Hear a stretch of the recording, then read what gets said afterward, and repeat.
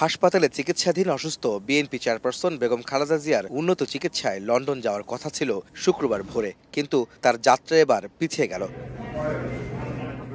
কারিগরি ত্রুটি থাকার কারণে কাতারের আমিরের পাঠানো এয়ার অ্যাম্বুলেন্স ঢাকায় আসতে না পারায় এই বিলম্ব।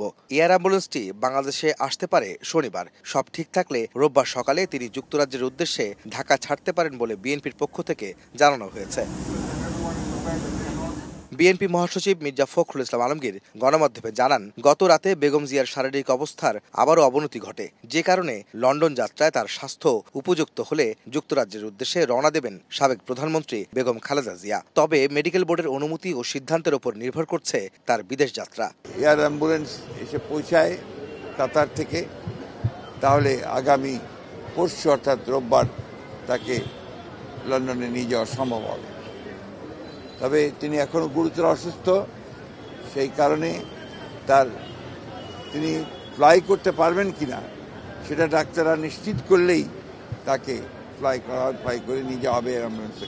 এদিকে বিএনপির মিডিয়া সেলের সদস্য আতিকুর রহমান রুমনও জানান, কাতারের এয়ার অ্যাম্বুলেন্সের কারিগরি ত্রুটি থাকার কারণে বিলম্ব হচ্ছে বেগম জিয়ার যাত্রা। অন্য ফ্লাইট প্রস্তুত করার চেষ্টাও চলছে বলে জানান তিনি। যান্ত্রিক ত্রুটির জন্য এই এয়ার অ্যাম্বুলেন্সটি গত রাতে আসার কথা ছিল, আসতে পারেনি। ওটা একটু দেরি হবে আর কি। চেষ্টা হচ্ছে অন্য কোনো যদি একটা আনা যায়, এরকম একটা চেষ্টা হচ্ছে। এদিকে বেগম জিয়াকে বিদেশে নিতে যুক্তরাজ্য থেকে ঢাকায় পৌঁছান তার বড় ছেলে তারেক রহমানের সহধর্মিণী ডাক্তার জুবাইদা রহমান। শুক্রবার সকালে বিমানবন্দর থেকে সরাসরি এভারকেয়ার হাসপাতালে এসে শাশুড়ির স্বাস্থ্যের খোঁজখবর নেন তিনি। বিএনপি নেত্রীর চিকিৎসার পরবর্তী করণীয় ঠিক করতে সিদ্ধান্ত নিচ্ছেন ডাক্তার জুবাইদা সহ মেডিকেল বোর্ডের চিকিৎসকরা।